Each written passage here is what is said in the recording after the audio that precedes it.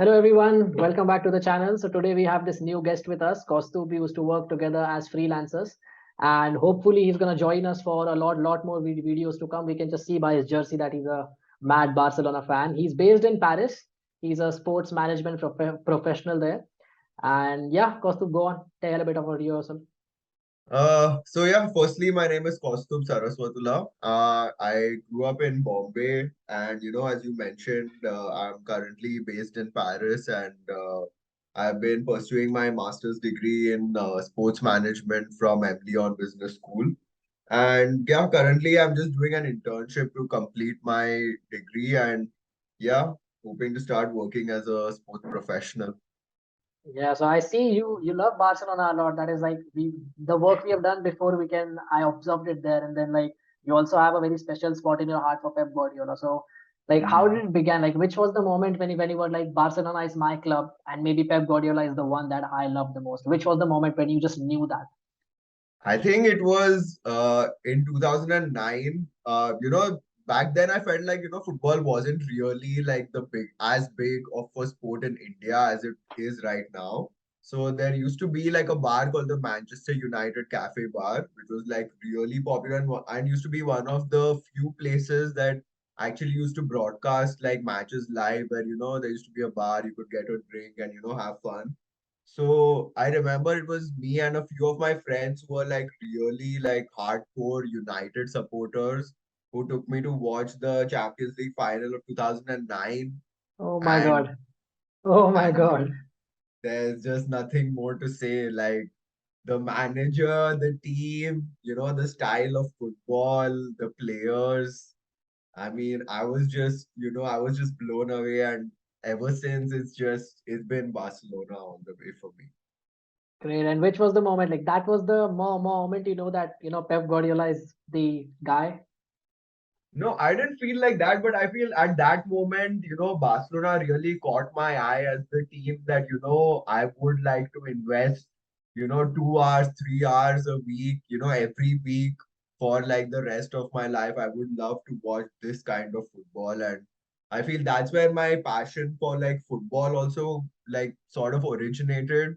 And yeah, I think since then, of course, like I feel like my understanding of football is a lot more, and I understand it's not just about goals and assists, and it's a lot more. You know, I've been like writing about football now for like the past like 7, 8 years, and yeah, I think it all started from that match, and watching the way Messi and Iniesta and Xavi and Puyol just like rip United apart, who were, uh, I think they were the defending champions that year. So it was absolutely like insane to watch. So I think if I had to pinpoint one moment where my love for Barcelona began, I think it would be that Champions League final in 2009. And that was then repeated 2 years ago. The same thing happened again, and it was Yeah, I even think worse for yeah. Man United. Like that game will go down in history, man. Like the way they were moving the ball around, and Man United had big players, man. Like they didn't have a bad team. It was a team of proper characters, and they were not getting anywhere near the ball. Like Wayne Rooney scored that one goal because he's a special player, but apart from that, no one really showed up as much as that day. Exactly. Like, if you look at United team back then, I feel like they were in their pomp. Like, I think that was the time when they won 3 league titles in a row. And yeah, in the first one, they did have Ronaldo, they did have Rooney, the likes of Scholes and Ferdinand, Vidic, Van der Sar. Like, this was no slouch of a team. So, to outclass such a great team, you need a manager of a different class, like players of a different caliber. And I think that's where like that's the kind of football like I have loved watching. That's the kind of football I try to implement on FIFA and on Football Manager when I do play. So yeah, I think that's where all of this, the whole football like fandom for me began. So just hearing your answer there, which was very interesting, I just there's a very interesting question popped up in my head, and Mhm. that's you talk about 2009 and 2011, which were special years for Barcelona, but 2010. When you Mhm. lost that game to Inter, because you spoke about how much you love the way Pep Guardiola sees the game and the way he allows his team to play, the freedom he gives them, the coaching he gives them, and how he mesmerizes everyone. What was your thought when you saw a manager with a completely different philosophy, who belongs to a completely different school of thought, came to the camp now and actually showed the world that there's not just one way to play, it's about what suits your players the most? Because that Inter team was, great. Like Michael was there, and some of the greatest defenders. So not actually having a dig or any debate, but I just wanted to know, how did you acknowledge that, and what did you find out that day that, yeah, football can also be, like, be played that way? Because that's around the time when you started watching football. So that must have been a lesson for you. Like, you were growing up, you saw Pep, you had that beautiful image of football, and then this guy from Portugal came in and just showed a differently style of football, and beat you at your own ground. So what was your reaction to that? I feel like that's when I realized that playing good football and winning games are two separate things. You can play the best football in the world and not score enough goals and not win matches. And also, just like contrary to that, you can be the worst team to watch, but you can score a goal, you can make a goal, you can make a win. Like, I feel especially like with knockout football, like it's all about that 90 minutes. And in 90 minutes, I feel like honestly, any team can beat any team over a space of 90 minutes. But if you had to ask me whether I would like to watch my team play that kind of football week in, week out, my answer would definitely be no. I think I would rather lose 10 games a season than, win like three, four of them playing like, boring, negative football where everyone is just defending and you're extremely physical and it's not really, I wouldn't say like the spirit of the game, but that's not the kind of football that I would like to watch or play or support a team that plays that kind of football. I Yeah. think like with especially like with Mourinho, like yes, I completely agree. Like, he put together a great team and yes, they did have moments of magic, but I don't think you would ever look at any of his teams and be like that is the pinnacle of football. Like I think you would look back at either the 2009 team or the 2011 team and say, you know, this is probably like, at least in my opinion, that was like the greatest brand of football that has ever been played. Like, I think whether you know football tactics, you don't know football tactics, you're interested or not, but watching the way those players pass the ball, move the ball, it wasn't really about their physical stature or, how strong or powerful or pacey they were. It was completely down to their skill and the way they maneuvered the ball, like little receiving the ball on the half turn, little passes, one, twos, and movements and triangles that they created. That I feel like, that is football in my opinion. Yeah, I mean, of course, and I do have a lot of friends who are Barcelona fans, and they have the exactly the same opinions, and I don't disagree with you at all. But you know how tactical I am, and I've Mhm, literally been on the pitch. I've coached teams to come up against systems which are mhm, unplayable, and I've tried to work out systems. So I think I understand why Mourinho does that, or I understand why mhm, Antonio Conte, does that. But I will say one thing, that for me, the greatest team of all time is actually AC Milan from '05 to '07. For me, that mhm, is. And Barcelona are surely in the top three, surely. Like, there's no argument to that. But and of course, there may be the second team. But the one thing I'll say is, of course, Mourinho's teams and Conte's team, maybe are not the pinnacle of football. Or let's keep out Conte, man. He's not on Jose's level. But like Jose's team is like, of course, it's not the pinnacle of football. But I think what it does show is, one record that, like Man City and Liverpool for the past 5 years have been brilliant. And Bayern Munich had that spell where they were unbelievable. Barca had that spell under Luis Enrique. Zidane's Madrid was on another great team. One record that no team can ever come close to beat. Like, no team has ever come even closer to beat that record, is 15 goals conceded in a season.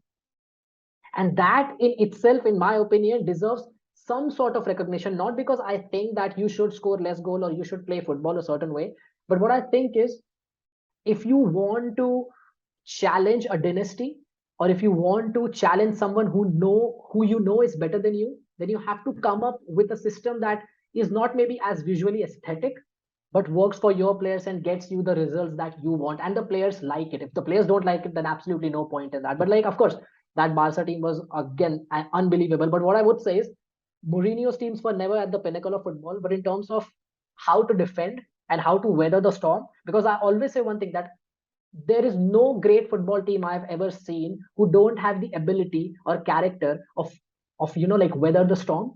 Like, if you can Correct. weather the storm, you can do anything in your life, not just in football. If you can weather the storm, you can do anything. And I think Mourinho's Chelsea team, in terms of weather the storm, just weathering the storm, I think I haven't seen a team as, and that Inter team, the way they defended that night was like, crazy, man, the way they defended that. But again, I mean, of course, the way Barcelona play is I would say it's the right way to play, but I think it's the most anyone would want to play like that. Like, if I have an option of my team playing the Jose way or the Pep way, I would want them to play the Pep way. But if they have to play the Jose way because of situations and scenarios and circumstances, then I would understand that, because I've been in such situations where I've come up against teams in 5-a-side, 6-a-side, and I've literally told my players, they're much better than us. Let's hold a low block. Let's try to make a set piece or a counter attack. Let's do something like that. And then you have to do that sometimes. You just cannot go and say, okay, all guns blazing, because you'll just Mhm. get I beat. feel like, yes, I completely agree with that, but like in certain situations, definitely, of course, you have to adapt to situations. But going into every game, if I knew that, for 60 minutes, I like my team would have 10 men in our own box, like I would not really be excited to watch them. Like, given a choice between defending with like 10 men in our own box, or playing with a high line and pressing teams and winning the ball back and holding possession, I feel like that is a better way to defend.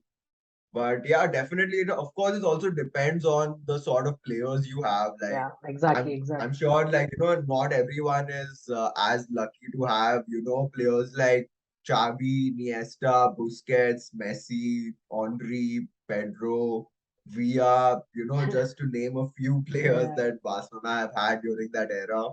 But yeah, I think like the way that he played and the way he has impacted football, I feel like, yeah, he's just like on another level. Yeah, I agree with you. His impact has been amazing, and the concept of football in which you play in blocks. You know that you Mhm. saw that Pep tactics where he creates blocks on the pitch, and he Yeah, wants two players in every lane, and then he correct. creates this 3-1, 3-3, something like that, overloads in every area, and it's just brilliant. Like, the amount of things I've learned from him is like Hmm. really unbelievable. And just one last thing, because you brought up the way of playing, and you would rather have the ball than not have the ball. Another just a question popped up in my head, and because I have a Barca fan with me today, I want the answer for that.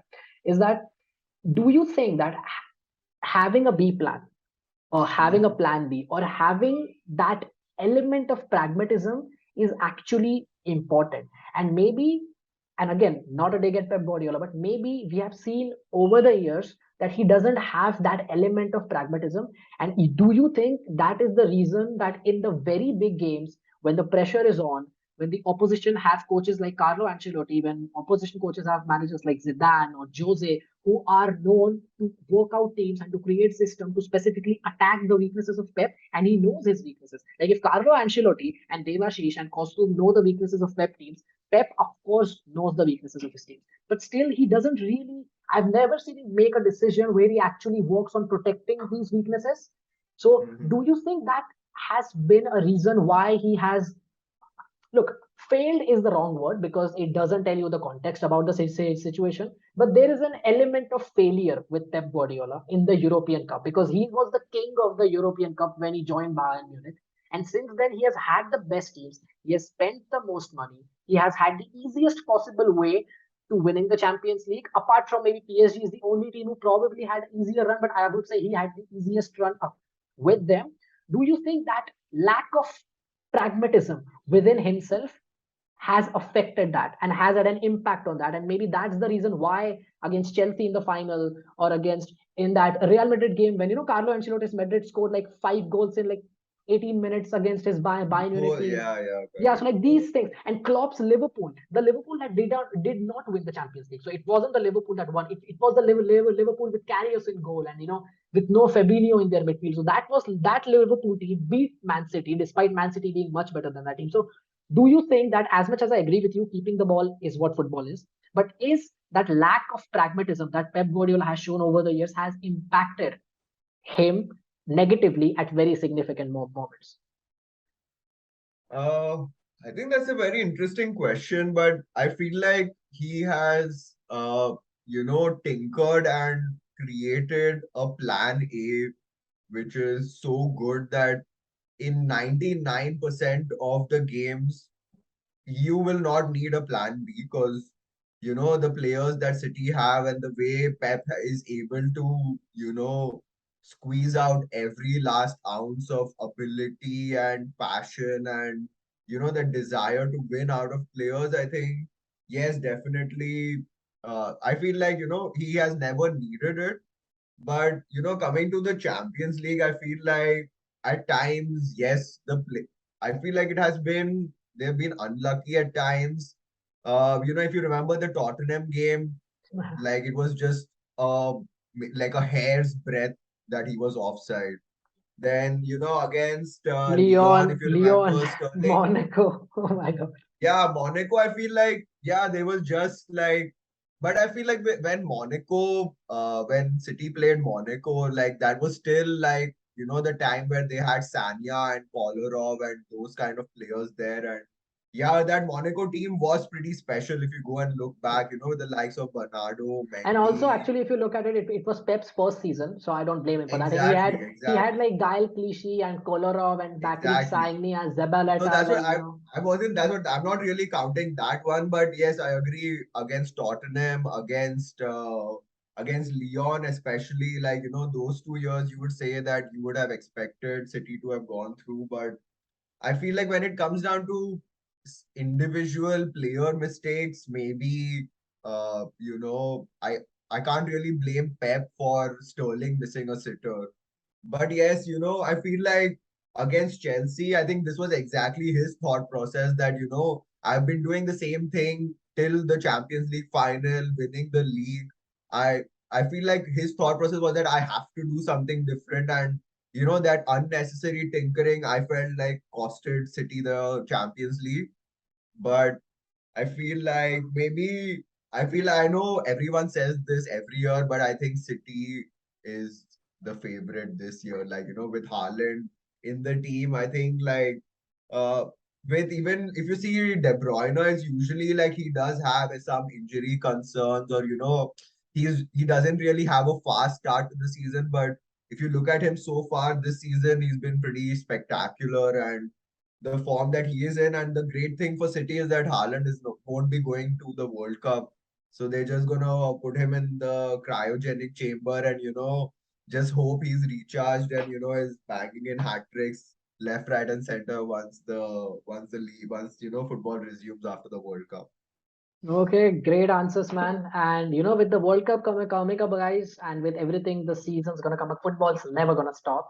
So Mhm. Kaustub's always gonna be here. We are also starting a blog, which already he has a great Facebook page with 10,000 followers. So go and check it out. The link is in the description. I would be putting articles there. We have another member joining, Rohit Ravi, who would be putting articles there. Kaustub has so many articles there. So go and check it out. It was great to have a chat with you, Kaustub. And I hope you just come on so many videos to talk to us. Perfect. It was a pleasure joining you. And as you said, yeah, I'm looking forward to all our chats in the coming weeks. Comment if you disagree with anything Kaustubh said, because I disagree with 99% of the things he said. So let's see what you guys think, and just drop a like, and we'll see you in the next video. Bye. Bye bye. Thank you.